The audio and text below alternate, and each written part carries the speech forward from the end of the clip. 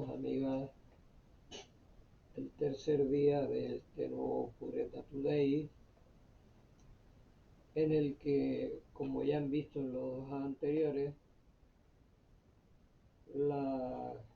digamos que las charlas que yo aquí en solitario estoy llevando a cabo, pues se basan en vivencias, como ves, 50 años en clave de sol, ¿sí? Exactamente igual que en 50 años en clave de sol. Es decir, que no hablo de oídas, sino que hablo de las cosas que me han sucedido, ¿no? A mí. Es decir, que el Pureta Today, se basa principalmente en lo que yo he hecho, he vivido, he padecido, he sufrido, me han incluso hasta glorificado, que es una cosa que yo, vamos, me río de eso, ¿no? Me río de esas cosas, lo mismo que me río de esas trabadas, de esas formas de actuar en contra de ellos mismos y de ellas mismas, porque, claro, es que la cuestión es que cuando tú estás dándole beneficios a las personas que no tienen nada, que no hacen nada, que no se mueven para nada, y de repente surge un personaje que hace cosas que les da pie a que puedan seguir haciendo cosas, encima le meten la zancadilla, ¿no? Es una cosa increíble en este lar, ¿no? Es algo, bueno, es que pasa en cultura, aquí pasa en lo mismo, en todo, ¿no? En todos lados, es igual. Desde que el momento que surge una figura que hace algo por lo propio, inmediatamente los demás le caen encima, ¿no? Como si todo lo que está haciendo está mal, y además es una cuestión que siempre tira a la dinerocracia. A pesar de que estábamos en dictadura, la dinerocracia es algo que siempre ha estado presente, ¿no? La dinerocracia siempre ha estado presente, con mayor o menor nivel, pero siempre ha estado presente. Es decir, que todo el que se mete en un mundo de organizar algo que va en beneficio de los demás, es porque esa persona se quiere forrar. No es porque le guste la cultura, ni avance en la cultura, ni avance en el comercio y le dé trabajo a los demás, ¿no? Sino porque se quiere forrar. Siempre se quiere forrar. Pero claro, como hay gente que sí es así, pues lógicamente eh, hay, hay pecadores en todos lados, ¿no? O sea, no hay gente que esté sana, sino que todos son iguales, todos cortados por la misma tijera. Y no se puede ir por la vida de esa manera. De esa manera no se puede ir por la vida. Y luego no se puede hablar de las personas sin conocerlas, sin saber de esas personas absolutamente nada, ni de lo que han organizado, ni mandar espionaje. A mí, a mi casa me mandaban espionaje. Cuando yo vivía en la avenida de La Salle, me mandaban espías. Ellos saben quiénes son, pero yo no he roto amistad con nadie. Yo sigo siendo igual. El mismo que vivía en la avenida de La Salle, que después me fui a vivir al barrio La Salud, que después, bueno, pasé por tantas casas. Le tengo que agradecer a Chago Ledesma tantos cambios que me hizo con su furgón, ¿no? Claro, ¿qué pasaba? Que con esos cambios en los furgones muchas cosas se han quedado en el camino, porque ya se sabe que cambiarse de un lugar a otro siempre algo se pierde, ¿no? Y no es porque la persona que te haya trasladado lo haya perdido, sino que lo hemos perdido los que nos hemos cambiado. Y empiezas a buscar cosas y no las encuentras. y de repente, pues un día no estás buscando nada y aquello que estabas buscando y no aparecía, te aparece, ¿no? Es una cosa increíble. Pero vamos, nos pasa a todos los puretas nos pasa eso, ¿no? Que vivimos más de los recuerdos que de tener la presencia de lo sucedido. Claro, como vengo diciendo desde hace mucho tiempo, uno de los grandes avances de este tiempo ha sido la investigación que ha habido a nivel técnico, ¿no? Eso ha sido la mejora, la única mejora que ha sucedido con respecto a lo que nosotros vivimos. Sí, especialmente nosotros aquí en Tenerife. Lo vuelvo a repetir. Yo de las otras islas no puedo hablar porque no he vivido en ellas. He pasado, he estado, pero no he vivido. No he estado mucho tiempo en ellas como para yo expresarme, ¿no? Categóricamente. Puedo hablar de cosas que he hecho, pero no de que yo haya tenido una vinculación enorme de tiempo como para dedicarme a hablar como puedo hablar de donde vivo, de donde nací, ¿no? Claro, es totalmente diferente. Y yo, claro, refiriéndome aquí, pues puedo decir que, empezando porque mis padres, pues especialmente a mi padre, era una persona que le gustaba mucho la fiesta. ¿Sí? Era una persona que le gustaba las excursiones, las fiestas. ¿Sí? Sí, era una persona que aparentemente eh, era muy seria, ¿no? Con respecto a su trabajo, a su profesión. Por eso lo premiaron 2 veces como amable del turismo. Una vez se lo concedió Manuel Ballesteros de Garay y la otra se la concedió ya en democracia, se la concedió Manuel Hermoso, ¿no? A través del Centro de Iniciativas y Turismo. Pero claro, a nivel, digamos, de su casa, de su familia, eso, lo más que le gustaba era viajar. Le gustaba estar en todos los movimientos, especialmente los canarios, ¿no? Le gustaba. La romería de San Benito, la romería de la Orotava, Ireico de los Vinos, que era su tierra de nacimiento, ¿no? Los Dorta, todos venimos de ahí, de Ico de los Vinos, ¿no? De aquella trayectoria de mi abuelo que al tener 26 hijos, ¿no? Pues claro, todo eso pues ha ido extendiendo de tal manera el apellido Dorta que ha llegado a unos límites que son increíbles, ¿no? Hasta en Australia, ¿sí? Hasta en Australia.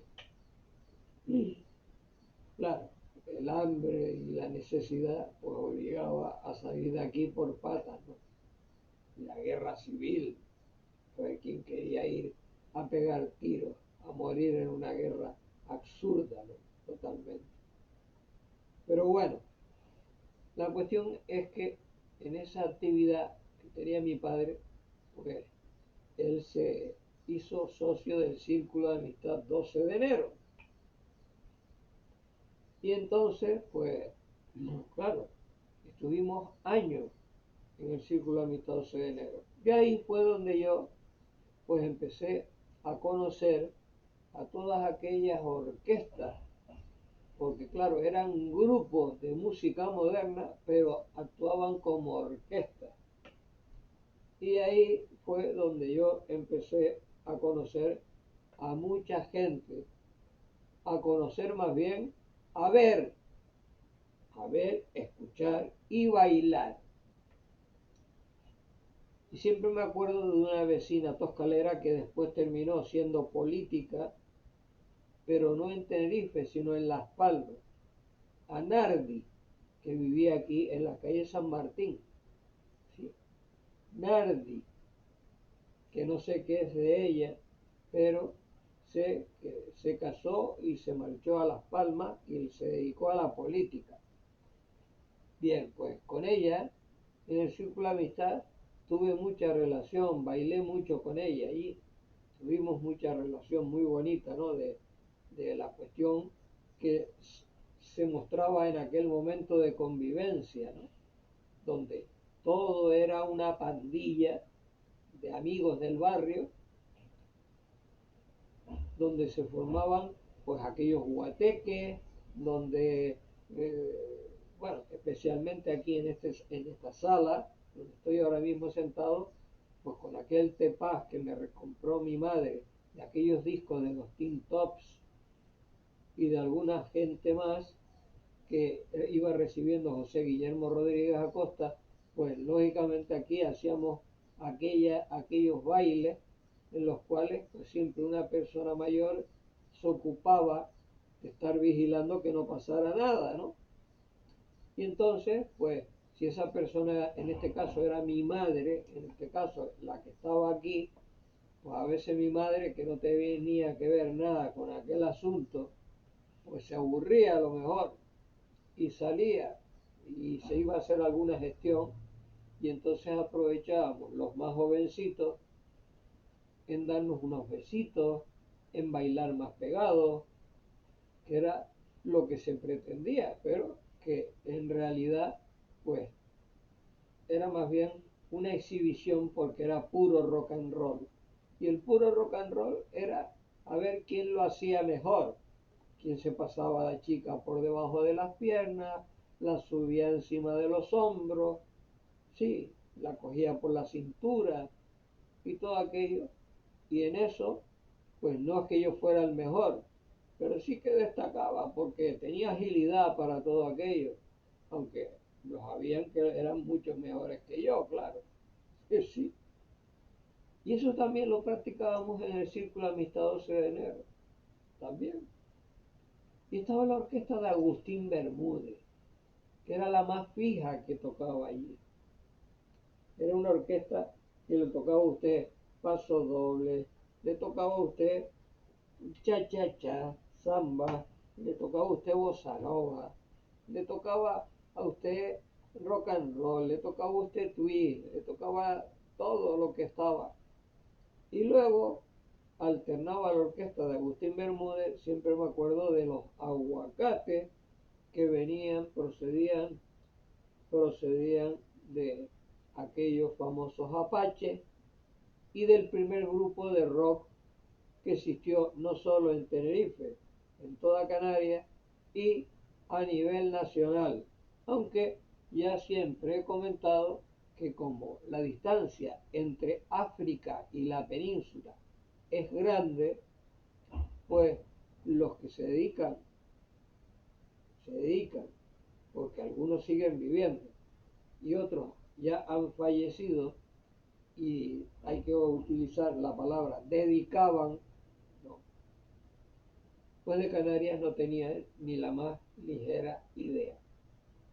Y entonces, pues por eso los Rocking Boys pasaron a la historia de la música solamente para nosotros, para los que vivimos el asunto, para los puretas del asunto, porque en la península no tenía ni la más ligera idea.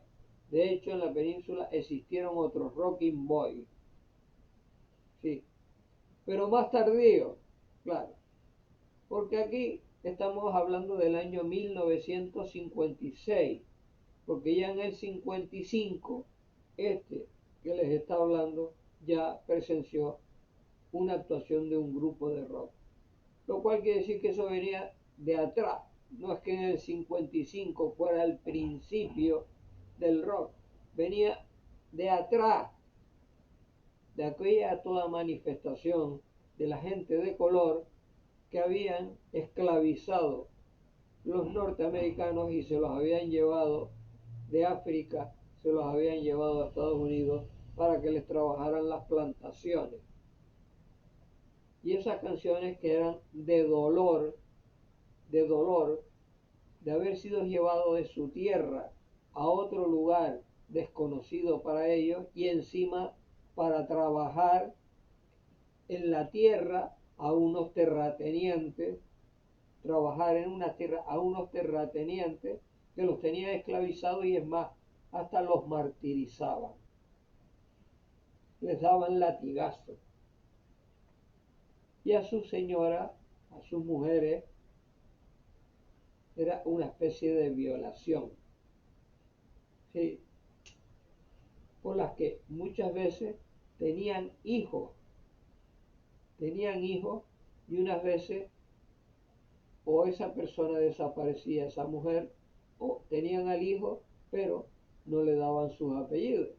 Y entonces era una madre soltera que tenía un hijo que también iba a pasar a la historia como esclavo. Porque los esclavos lo que se hacía era que se llevaban, se ponían como un escaparate y llegaba un terrateniente y decía, me interesa ese, y entonces había una puja por llevarse a esa persona. Pero claro, ¿cómo poder hablar de esa puja de nuestros aborígenes? ¿Cómo podemos hablarlo? Yo es que realmente, como ya ustedes saben, ¿no? yo tengo aquí, yo tengo aquí lo que es la Biblia nuestra Biblia. Y claro, todo esto, en lo que yo he leído, no he leído lo de las pujas. He leído de que se los llevaban y los vendían o los esclavizaban fuera de Canarias. Pero no he oído lo de las pujas, como pudimos ver en la serie de Kunta Kinte en la televisión. Esas pujas. Pero eso no lo he leído en este libro, sinceramente no lo he leído. O como son tantas páginas, a lo mejor no lo recuerdo. Tendría que volver otra vez a leerlo, ¿no? Y son tantas, ¿no? Son tantas las páginas, que claro, ustedes comprenderán que siendo tantas las páginas que tiene este libro, como pueden ver, yo aquí lo pongo bajo la lupa y aquí pues no han tenido la cuestión de situar el número de páginas en esta parte, pero aquí sí que le dice 574. 574 páginas.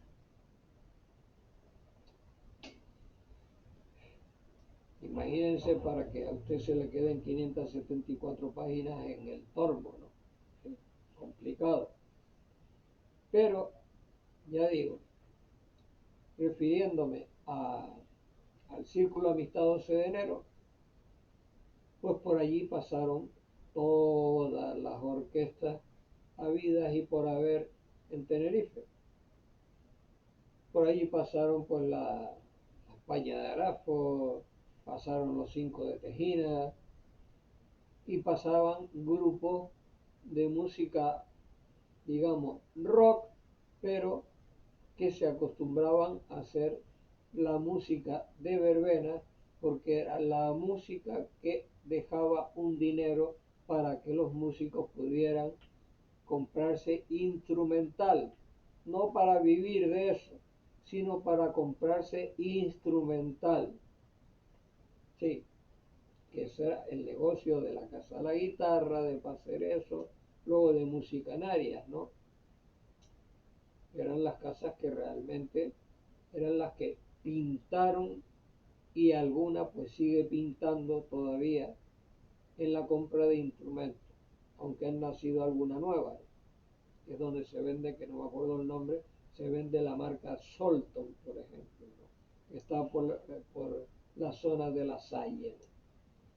Pero ya digo que la cuestión es que allí en el Círculo Amistoso de Enero pues es donde se producía ese tipo de encuentro sin dejar atrás la masa coral tinerfeña, en la que también ocurría otro tanto de actividades por donde pasaban también tanto las orquestas como los grupos que no tenían que ver nada con las orquestas, pero como no existía el mismo trabajo en un lado que en el otro, pues los grupos se acostumbraban a tocar la música que hacían las orquestas, porque en aquel momento las orquestas tocaban todo tipo de música, que es lo que vengo diciendo siempre.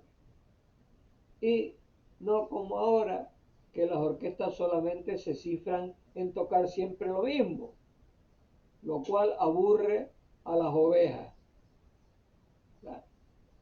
El rebaño aquí siempre ha estado acostumbrado a que le toquen un corrido, una ranchera, que le toquen un pasodoble, que le toquen un cha-cha-cha, que le toquen, según iba avanzando la música, llegó hasta el Madison, ¿no?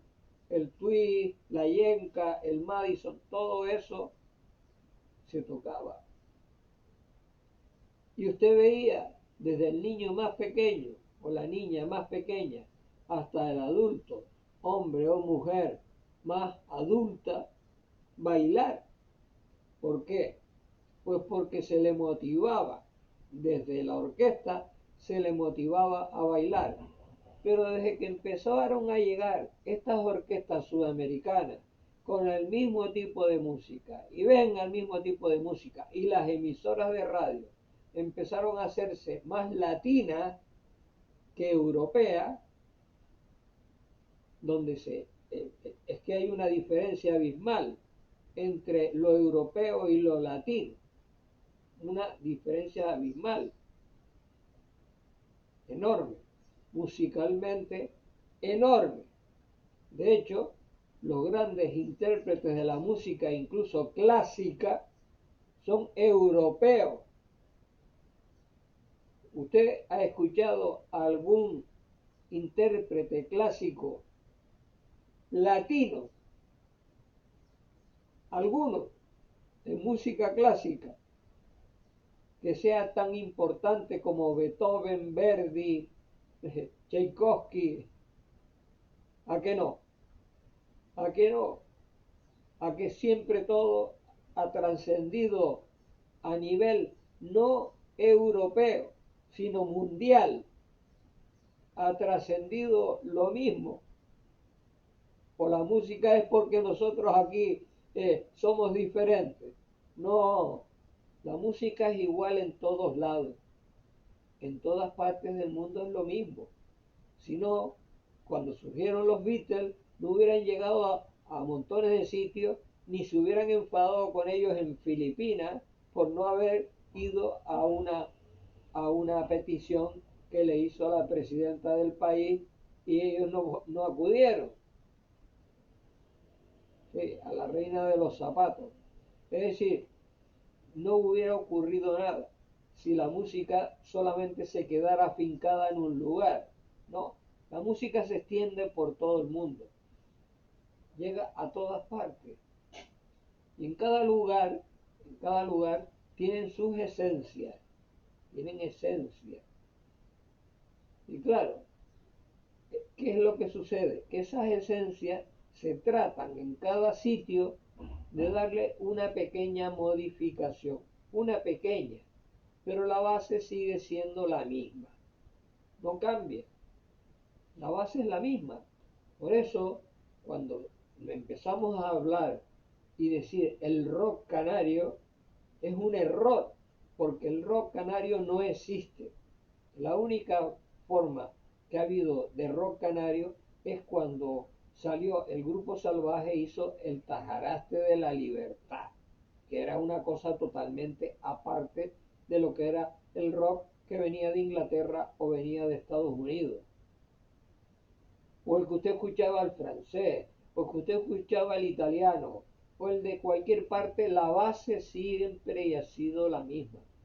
Salió la música de color negro, y empezaron los blancos a quedarse con ella. Y a partir de ahí, pues fue cuando nacieron los intérpretes de color blanco. Y todo se extendió de Estados Unidos a Inglaterra. Y entre Inglaterra y Estados Unidos empezó a verse tal que llegaron hasta de Australia como los Bee Gees. Empezaron a haber modificaciones a la forma de interpretar, como cuando llegó Duran Duran y empezó a cambiar también y a modificar, ¿no? O como cuando vino aquí al Festival del Atlántico de Puerto de la Cruz, que ha sido una cuestión nefasta, horrenda, como siempre sucede aquí en Tenerife, que se empieza una cosa y nunca se termina. Empieza y desaparece, ¿no? Sí, como Giorgio Moroder, ¿sí? Que creó la parte esencial de la música disco. ¿Sí? Y aquí interpretó Hilly Billy Man. Y yo, pues claro, dentro de lo pureta que soy, pues se vivió el Festival del Atlántico desde el principio hasta el final. ¿Sí? Porque era aquella cosa que a través de los medios de comunicación, pues tenían el interés de poder crear en las páginas lo que sucedía en la isla o en las islas. Y nosotros, que éramos colaboradores, no éramos periodistas, éramos colaboradores de prensa, ¿no? Íbamos a esos sitios con una identificación que nos permitía acudir a los eventos y entrevistar, no charlar, entrevistar a los cantantes que venían del exterior, ya fueran de latinos o fueran europeos o fueran de donde fueran, y usted los entrevistaba a ellos de forma particular. Y se hacían fiestas en los hoteles, porque ya el puerto de la Cruz tenía hoteles, ¿eh? Ya tenía hoteles, desde el Casino Taoro en adelante ya tenía hoteles, donde se quedaban figuras muy importantes, como fue el caso pues de Agatha Christie o el caso de Onassis, ¿no? ¿Sí? Ahí se quedaban. Como hubo un hotel que era termal, que lo derribaron también. Lo derribaron. Yo tenía, no sé qué, se llamaba Palace Termal o algo así, que lo derribaron también. Aquí siempre hemos sido como, entre paréntesis, vanguardistas en cuanto a que algunos que tenían un poder económico se iban fuera a Europa, no a América Latina. América Latina se iba para ponerse, digamos, tumbados en una tumbona en Cancún y en todos esos sitios, ponerse morenos o ir a Niágara y ver las cataratas del Niágara, ¿no? Por la película de Marilyn Monroe. Entonces, pues eso, se iba a ver, pero aprender se iba a Europa. Aprender se iba a Europa. Y a pasárselo así se iba a América Latina. ¿Sí? Y a emigrar, pues lógicamente, como ya he dicho, por la época de la hambruna y la época de la guerra civil, pues salían de aquí la gente por pata, ¿eh? Una para poder comer y otra para no pelearse y morir en la guerra, ¿no?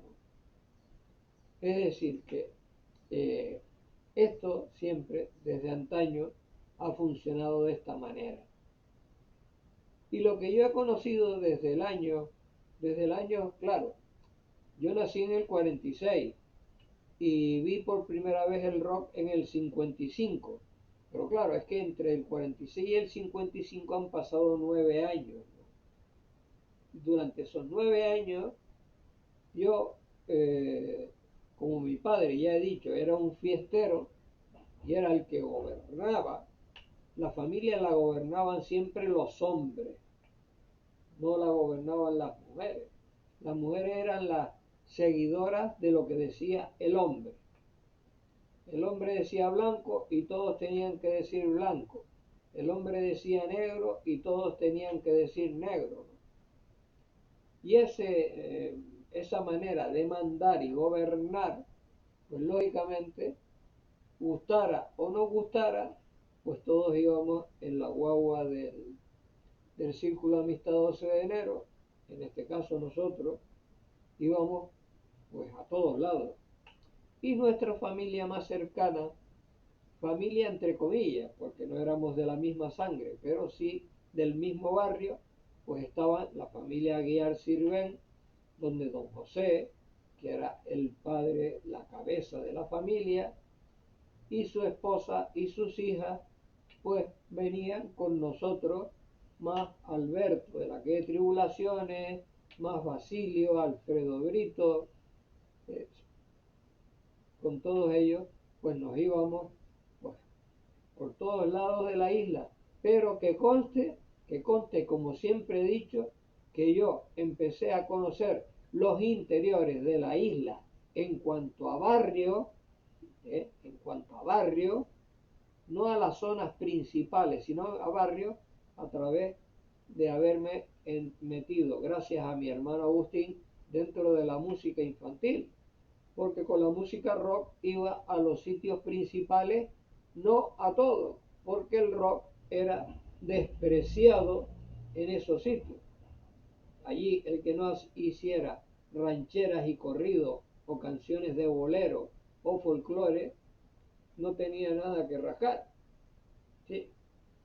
Hubieron festivales donde yo llevé a grupos de rock a tocar y mientras el grupo de rock tocaba la gente hablaba de otras cosas, se dedicaban a hablar de otros temas, no hacían ni caso a lo que se estaba tocando, salvo 4 o 5 adelantados de cada lugar. Salvo ocurrir eso, la gente además pasaba del tema, salvo que hubiera una cantante que llamara la atención e hiciera una música a lo europeo, porque había un seguimiento, hubo un momento de un seguimiento de que llega la televisión a través, primero, de lo que se emitía desde aquí, desde Canarias, sin contar la península, porque la península lo que hacía era traer en avión los informativos, y una vez dado el informativo en la península, venía aquí y traían por avión lo que se comentaba afuera y lo ponían como el Telecanaria o informativo. Y entonces, como era una televisión que se hacía en Canarias, la televisión española, pues lógicamente los programas eran muy seguidos porque se hablaba de lo nuestro. Y fue entonces cuando se empezó a surgir a través de la nueva música, de la música rock, empezó a surgir la figura de Jorge Perdomo. Y la figura de Jorge Perdomo fue muy importante, porque entonces fue cuando en el Teatro Guimerá se llevaban a grupos como Los Atómicos y Los Misteriosos, entre otros muchos, actuaban allí. Y luego existía en Radio Club Tenerife, estaba Manuel Ramos Somar, que era una persona que era muy activa y celebraba concursos con los grupos de las islas, Y allí participó mi tío, casado con una hermana de mi madre que aún, gracias a Dios, vive, de la única de los Umpierres que vive, ¿eh? de esa hechadura, bien. Pues se celebraba allí y fue donde ganó los guaracheros con la canción El Puerto de la Cruz. Puerto de la Cruz, ay, Bajamar, y todas esas canciones, mientras que mi tío Efren quedó segundo premio con Agustín de la Nican Randy, con Blas Cruz, que era sastre, que hicieron la canción Playa y Cumbre. Sí. Todo eso ocurrió en el Teatro Guimerá, con la anécdota de que mi tío Efrén era una persona impulsiva y con el telón abierto le montó un pollo a asomar diciendo que había habido trampa en el premio. Y luego, porque fue la diferencia de un voto, y luego en la calle se metió mano en el bolsillo y se dio cuenta de que el voto que podía haber empatado el asunto lo tenía en el bolsillo. De haberlo metido en la urna, aquel voto, aquello hubiera acabado en empate. Pero no, ganaron los guaracheros. Entonces existía todo aquello que había. Por ejemplo, aún recuerdo unos cantantes que se afincaron aquí que eran ingleses y que Jesús Beltrán los presentó, hacía de presentador en el Teatro Guimerá, hacía de presentador en aquella época en que empezaron a surgir grupos, y Jesús Beltrán los presentaba, aquellos chicos, presentaban a aquellos chicos, que uno de ellos incluso cantó con Los Misteriosos. Sí, cantó con Los Misteriosos y cantó en el festival famoso de la Plaza del Cristo de la Laguna, cantó también con Pablo Plasencia, el fallecido Pablo Plasencia. Pero ya eso fue en época mucho más cercana, mucho más cercana. Pero tirando siempre hacia la época del Círculo Amistoso de Enero y la masa coral tinerfeña y los bailes que se celebraban en los barrios de Santa Cruz. Habían bailes en los barrios de Santa Cruz, habían club, se hacían club, y en los propios cines usted se iba fuera de Santa Cruz al Suprema, toda la zona de Agua García, y toda esa zona eran zonas de baile, donde la gente iba y se divertía. Y no quiere decir que en aquellas zonas todo era puro, como decir, era todo de unidad, de tal, no, sí, existía también polémica y existían peleas también en aquel tiempo. Recuerdo de ir con la gente del barrio, irnos ahí a Agua García, y entonces los santacruceros siempre teníamos el concepto de ser como tener cierta importancia, porque claro, las chicas de ahí, de esa zona, preferían a los chicos que íbamos de Santa Cruz a esa zona. Y cuando tú invitabas a una chica a bailar, tenías que pedirle permiso primero a su mamá, y la mamá era la que autorizaba o no a la hija a que pudiera bailar contigo, porque si no la chica no bailaba, aunque ella tuviera ganas de bailar con esa persona que venía de Santa Cruz. ¿Y qué ocurría? Ocurría que los chicos de aquella zona se enfadaban, se mostraban rebeldes y se originaban peleas, ¿sí? En toda esa zona. Y muchas veces tuvimos que salir corriendo de ahí. Tuvimos que salir porque era a la pedrada. La cuestión de esa época era la pedrada. Tal es así que aquí dentro de Santa Cruz, en la calle La Luna, existía una pandilla que dirigían un chico que lo llamaban el Chato. Bien. Pues los que vivíamos en la zona de la calle San Martín, Santiago, San Miguel, San Antonio, toda esa pandilla nos íbamos a la zona de la calle La Luna a montar el pollo con la banda del Chato. y acabábamos a la pedrada. ¿Y qué sucedía en aquella época? Pues casi todo. Tenemos algunas marcas en la cabeza o en la frente, ¿no?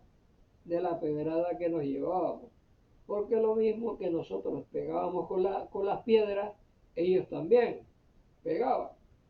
Y lógicamente, pues acabábamos todos en la casa de Socorro. Que la casa de Socorro estaba detrás de la Plaza El Príncipe, que hoy esa zona está ubicada con la biblioteca municipal. Y ahí estaba la casa Socorro. Y ahí pues nos daban puntos o nos curaban las heridas. ¿Y qué sucedía por el orden familiar? Pues que cuando eso sucedía y tú llegabas a tu casa, tu padre te arrestaba por haber hecho algo que no estaba correcto, que no era correcto. Sí, así era como existían las guerrillas en aquella época. Porque esto de que se habla hoy actualmente, de que las cosas son más agresivas, porque hoy ya se utilizan ya no la piedra, se utilizan armas, ¿no? Se utilizan armas. Y por eso recientemente pues una persona ha fallecido en pleno carnaval, ¿no? Que yo lo llamo fiesta de disfraces porque no tiene nada que ver lo que se hace hoy en día con lo que nosotros vivimos, totalmente diferente. Y claro, como yo estaba centrado en lo del círculo de amistad 12 de enero con Nardi, que ya vuelvo a decir que fue una chica de aquí del barrio muy apreciada, ¿no? Muy apreciada, que estaba dentro pues de Maribel, que se casó con Tauroni, ¿no? Claro, con Esther, con Celia, con Celio, Yane, ¿eh? Loli Vascones, que salía en aquel tiempo con Melo, que era de las agencias de aduana, de donde se montaron el grupo Los Misteriosos, de ahí salió, ¿no? Con Enrique Sanfiel, con su primo Tito, con la gente que se reunió en aquella época, claro.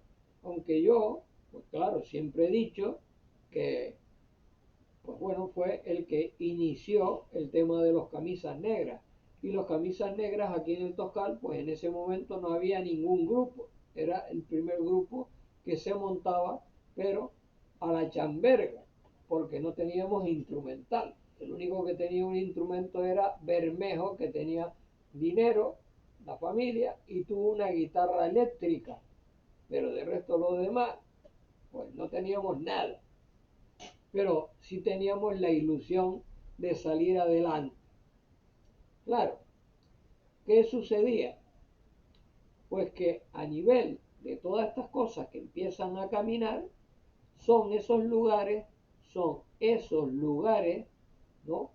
Círculo Amistad 12 de enero, principal, y luego la masa coral tinerfeña, que tenía una cuestión diferente al círculo de amistad. Porque el círculo de amistad, recuerdo, ¿no? Que era tanta la gente que iba, que los techos, cuando usted estaba por debajo del techo de la terraza, usted veía cómo se movía el techo. El techo hacía así, de la cantidad del peso que tenía. No sé por qué nunca el techo se cayó, pero bueno, y ocurrió alguna desgracia, pero no, aguantó todo aquel peso. Se ve que había fortaleza de cemento y hierro en ese momento allí, pero claro, aquello temblaba de la cantidad de gente, sobre todo cuando eran bailes donde, como la yenca, por ejemplo, que había que brincar, ¿no? Canciones en las que se saltaba, ¿no? Y en el rock and roll y todo esto. Y en la masa coral tinerfeña el piso era de madera de tea, sí. Y usted debajo veía cómo crujía la madera. Incluso, pues el escenario también era de madera. Y allí, pues se hacían también los famosos bailes.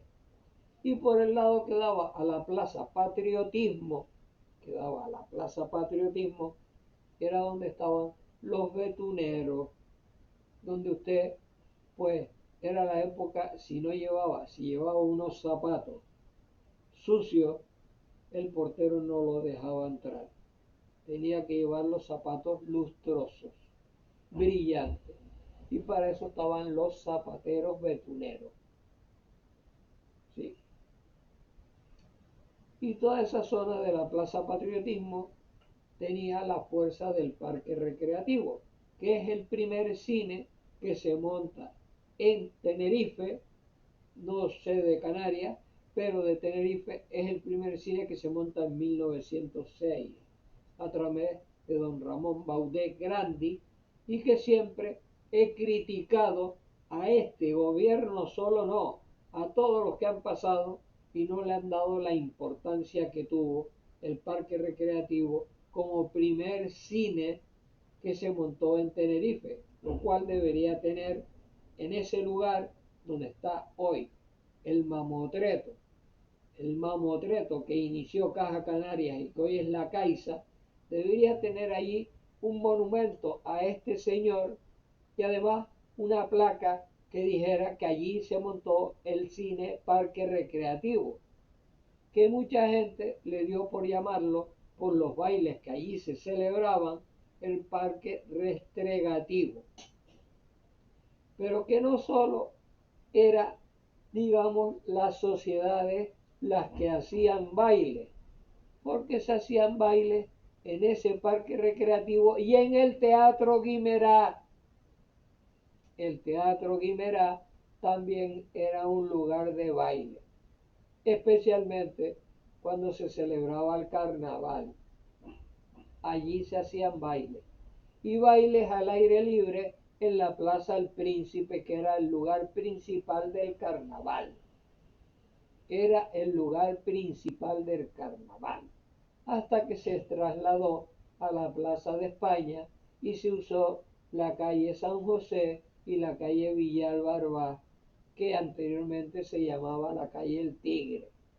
Sí, todo eso empezó a moverse después de que el obispo Pérez Cáceres, después de hablar con el franquismo, se organizó las fiestas de invierno de tal manera que no se usara la máscara, sino que se usara nada más que el disfraz. Con lo cual se convirtió el carnaval en una fiesta de disfraces, salvo alguien lanzado que usaba máscara, pero de resto todo lo demás era sin máscara. Sí. Porque anteriormente a eso todos usábamos máscara, las mujeres y los hombres. O se usaba aquella máscara de tela o se usaba la máscara de cartón. ¿Sí?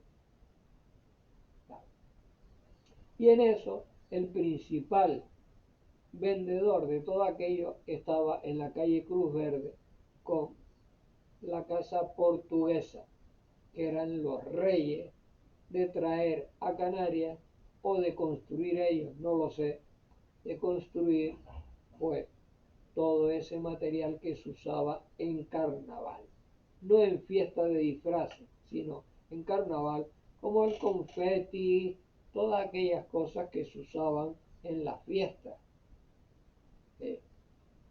Cosa que me sucedió en el primer Rock and Feel que yo monté en el Teatro Guimerá, que cuando tuvo el grupo Samara, tiraron confeti y las limpiadoras me protestaron por haber llenado todo el teatro de confeti. ¿Sí? Sí, son cosas que han sucedido y que usted cuando lee un libro y no lee esas cosas que sucedieron, pues se da cuenta de que la gente no tiene ni idea, no tiene ni la más mínima idea de las cosas como han sucedido, ni de antaño, ni más cercanas, en ninguno de los dos casos. Sí, en ninguno de los dos casos. Pero quédense ustedes con aquello que les estoy diciendo. Mire, Santa Cruz ciudad, incluido incluso de La Laguna hacia Buenavista del Norte y de Candelaria hasta Chío. Aquí el mundo del baile y de las orquestas era fenomenal. Usted tenía en Santa Cruz el Círculo Mercantil, tenía usted el Círculo Amistad, la Masa Coral, el Club Náutico. Es decir, usted tenía los sitios, el casino principal, tenía el Hotel Anaga, la terraza, llegó a tener el Hotel Diplomático.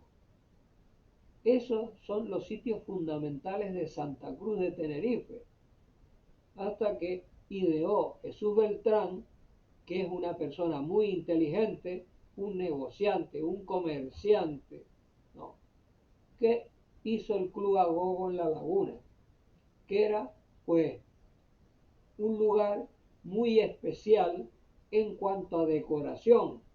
Pero no hay que olvidar que aparte del Club Agogó, habían otros clubes, habían otros lugares donde se celebraban eventos. Pero siempre hemos situado, sí, porque yo lo llamé la catedral, al Club Agogo, lo llamé la catedral en mis escritos, porque era un lugar con balconadas, había un lugar eh, especial, aunque el escenario era muy corto para los grupos que tocaban, que casi tocaban estrechamente. Había que haber hecho un escenario mucho mayor donde cupieran toda la banda con espacio libre para poderse mover. Y eso era un gran problema, lo de los escenarios. Era un gran problema, pero no solo en el Club Agogo, era un problema en casi todos los lugares, porque también en la terraza o en el bajo del Círculo Amistad, el tocar un grupo era un problema, porque al batería había que subirlo a otro estante de la parte de arriba, no se podía tocar en la parte baja, porque al batería casi ni se le veía, lo cubrían.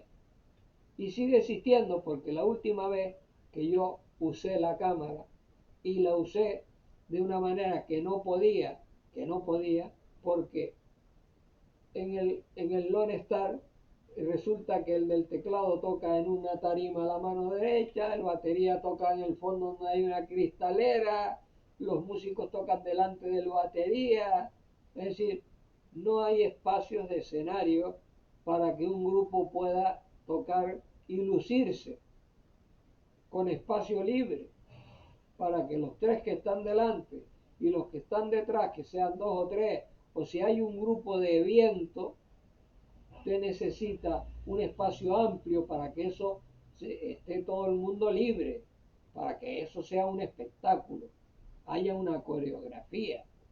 Pero es que en estos espacios eran muy cortos. Y si era un grupo donde tocaban 6, 7, 8 personas, o 9, o 12, eso era pues estar todo el mundo junto, pegado, para poder tocar el instrumento.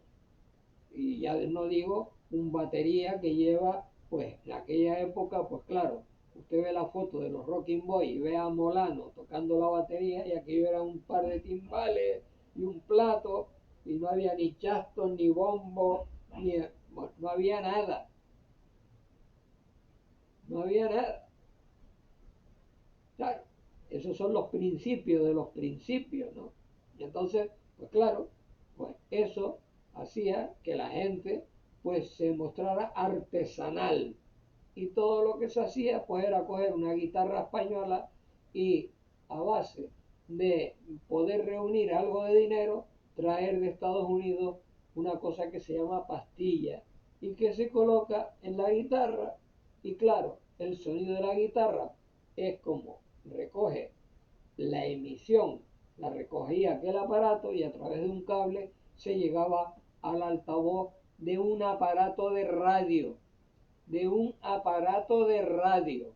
y de ahí salía el sonido.